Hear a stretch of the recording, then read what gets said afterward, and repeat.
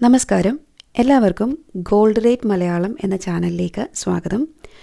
ഇന്നത്തെ സ്വർണ്ണവില എങ്ങനെയാണ് എന്ന് നമുക്ക് നോക്കാം.